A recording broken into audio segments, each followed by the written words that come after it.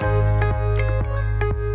are listening to Your Practice Made Perfect. Support, protection, and advice for practicing medical professionals. Brought to you by SVMIC. Hello, and thanks for joining us on our podcast today. We're going to take a look back at a closed claim here at SVMIC and discuss the case itself and what happened and get into some of the facts of the case. And joining us to do that is attorney Dan Himmelberg. Dan, welcome. Hi, Brian. Well, before I even get into the story, really, Dan, you've been here at SVMIC for a while. Tell us a little bit about yourself. Sure. I've been here for almost 18 years now. I'm currently Assistant Vice President in claims.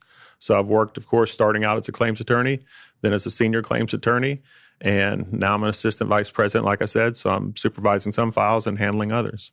Well, this is going to be an interesting case, but I think in order for our listeners to appreciate our discussion at the end, we really need to go through the case. So I'm going to read a brief story here about what we're talking about. Mr. Gamgee was a 70-year-old male who was a smoker and slightly overweight. He had a history of back pain and of skin cancer removed 20 years before. His hypertension had been treated over many years with various medications, but was not well controlled. He presented to the emergency department early Thursday evening with right lower quadrant abdominal pain, which he reported as a 10 out of 10 on the pain scale, stating he had been experiencing this pain for a day. Mr. Gamgee complained of nausea, vomiting, and insomnia the night before. He had a blood pressure of 174/89, temperature of 98.9, pulse of 64, and his respiration rate was 20. CBC test results showed his white blood cell count slightly elevated at 13.5. A blood calcified aortic shadow suggesting an infrarenal aortic aneurysm, which warranted follow-up evaluation. Mr. Gamgee was admitted for surgical evaluation. Morphine helped the patient's pain, and a CT scan was performed. The surgeon, Dr. White, reviewed the CT imaging himself and identified a large aortic aneurysm below the renal artery, but saw no evidence of leakage of blood from the aneurysm. A radiology report the next day agreed with this interpretation. Dr. White interpreted the CT imaging as not confirming an abnormality of the appendix, but not ruling it out either. The later radiology report did not mention the appendix. When Dr. White evaluated Mr. Gamgee, his right lower quadrant was very tender at McBurney's point.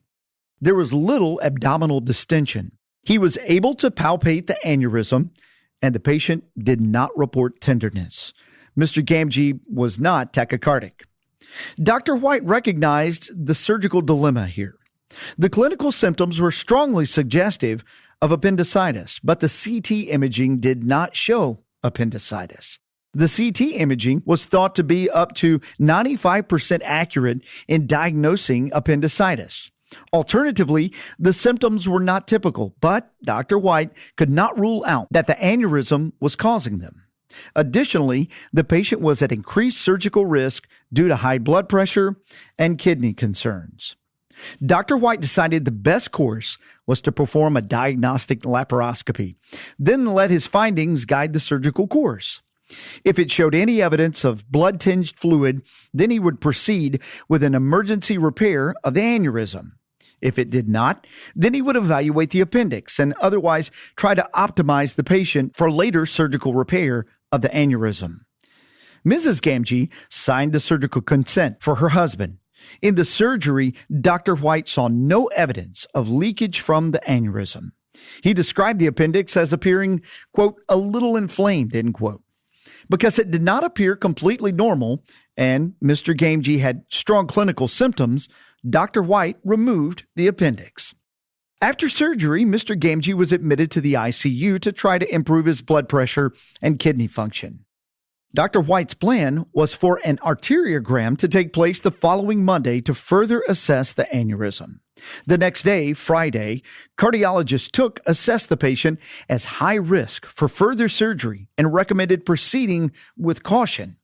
Mr. Gamgee was in no distress and no longer had nausea or vomiting. Dr. White briefed his partner, Dr. Brandybuck, who was covering for him over the weekend. Mr. Gamgee appeared to improve on Saturday, and Dr. Brandybuck and a radiologist reviewed the CT scan from Friday and agreed that it did not show any signs of leakage from the aneurysm. A preliminary pathology report stated the appendix appeared to be normal. Mr. Gamgee appeared stable and improved throughout the day on Sunday. At 10:40 on Sunday evening, he complained of some right flank pain. At 10:43, Mr. Gamgee complained of intense, sharp back pain. His eyes rolled back, and he arrested. Resuscitation efforts were not successful, and Mr. Gamgee was pronounced dead at 11:05. The record of death noted the immediate cause of death as cardiopulmonary arrest and did not reference a ruptured aneurysm. No autopsy was conducted. Dr. White prepared the death certificate and listed ruptured abdominal aneurysm as the cause of death. 10 months after the death, Mrs. Gamgee filed suit against Dr. White. Dan, this was a fairly complicated case, it sounds like, with quite a bit going on. What was the chief complaint or argument behind Mrs. Gamgee's lawsuit here? The plaintiff's experts focused mostly that Dr. White should have ruled out an appendicitis. They stated that the CT results showed no problems with the appendix, and given Mr. Gamgee's pain complaint of 10 out of 10, it should have showed clear concerns if the appendix was the cause. They were bolstered since in hindsight the appendix was not infected. Those experts testified that the aneurysm was a true concern that should have been dealt with urgently. They conceded that the patient's blood pressure and kidney function needed to be dealt with, but they said this could have been done within a day. They noted how well the patient was doing the day after the appendectomy. They opined that the aneurysm could have been dealt with that day if Dr. White had not imprudently performed the appendectomy. If the aneurysm had been treated either by stenting or with a bypass, then the rupture and death could have been avoided. Sounds like it was definitely complicated. What was the outcome of this case, Dan? Well, the case proceeded against Dr. White for a little over 8 years. Wow. That involved a dismissal during the interim. A plaintiff can non-suit a case and refile the case within 1 year in this jurisdiction, and that happened during the course of this. Dr. White defended his care and had supportive experts in the litigation. His surgical decision-making was outlined in the records but required a strong testimony in his deposition and at trial to fully explain his actions.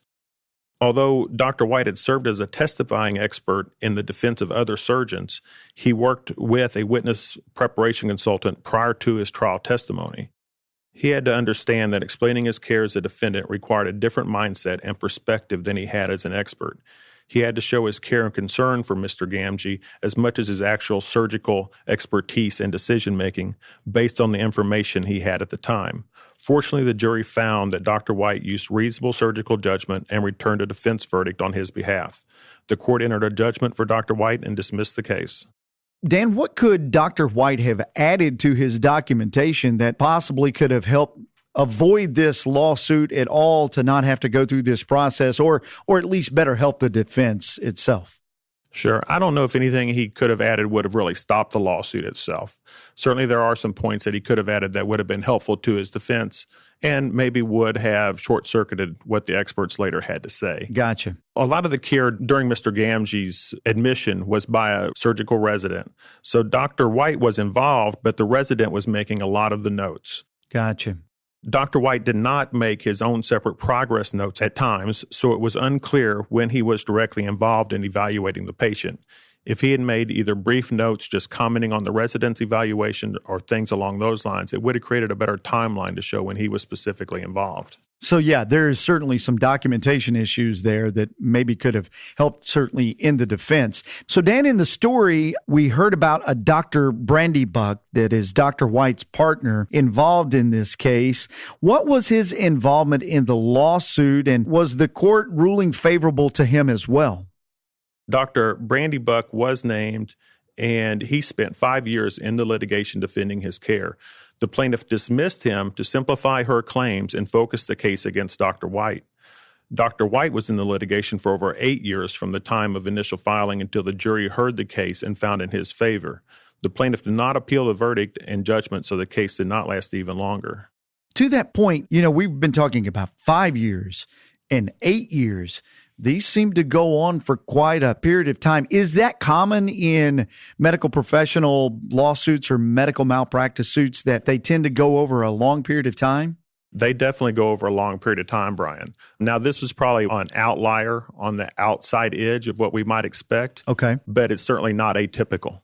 So these are certainly not the kind of cases that you're going to get filed, notified, and it's going to wrap up within, a few months. You're looking at a long period of time. Correct. Unless there's just some technical problem with the plaintiff's initial filing that the defense can get a quick dismissal.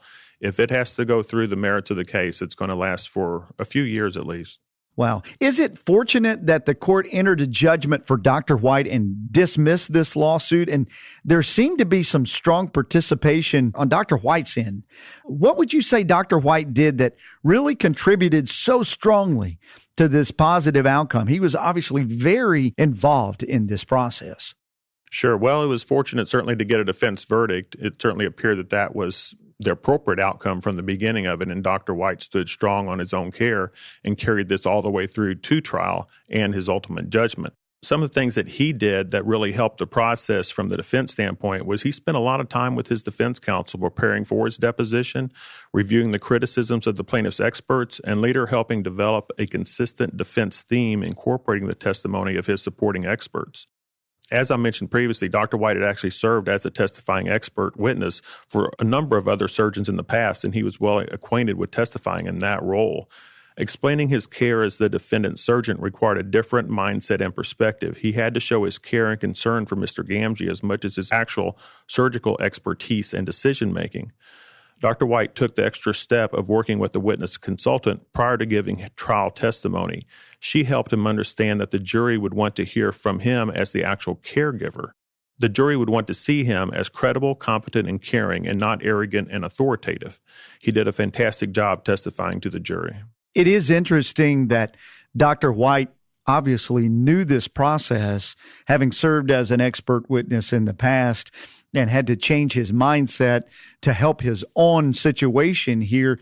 And you talk about that consultant, that witness consultant, and that's really interesting because hopefully that person could come in and help him understand that different role. What exactly is a witness consultant and what is their purpose? What do they do in these types of cases? A witness consultant works with the defense team. The defense attorney retains them to come in and help the defendant doctor usually with understanding their role in the case, such as with this situation with Dr. White. They will come in and work anywhere from 1 or 2 days. They may go into the technical details of the case, or it may be something that's more along the lines of helping them understand what a jury wants to hear from them so they can fulfill their role as the fact finders in the case. Do you often use these witness consultants? Are they pretty much used on all cases, or is it kind of a situation-by-situation type tool that you use? It's a situation-by-situation type tool. They certainly aren't used in every case, but we have them available, and we'll use them when we see the time is right.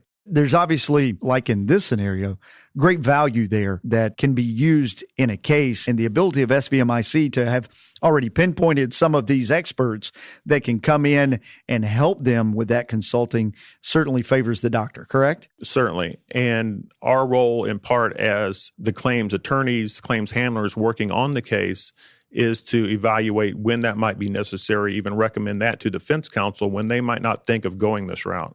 So as we get ready to wrap up here, Dan, what would you say is maybe just 1-2 bullet points out of this that you could really look back at and go, for other physicians or people listening out there that were really critical in this case that helped with this outcome in the end and saved Dr. White a situation of being negligent here? I think one big point is simply, if you do have a lawsuit, is paying attention to your defense counsel, being responsive and making yourself available to do the things that they're requesting for you to help in your own defense. Another thing is, as we talked about with the documentation, documenting when you see the patient, just at least a brief note, noting that you were there. So it's actually known that you were in the room. One thing with the documentation that we didn't talk about specifically was that We talked about Dr. White handing the case off to Dr. Brandybuck. And that communication was not very well documented in the chart. It was documented that it happened, but no specifics were given. So that was another point that we see in cases all the time, is that communication aspect and having some specifics about what was actually communicated between the physicians. Well, this has been very informative, and I really appreciate you being willing to take the time and come and discuss this case with us. Thanks for being here. You're welcome. Thank you for listening to this episode of Your Practice Made Perfect with your host, Brian Fortenberry.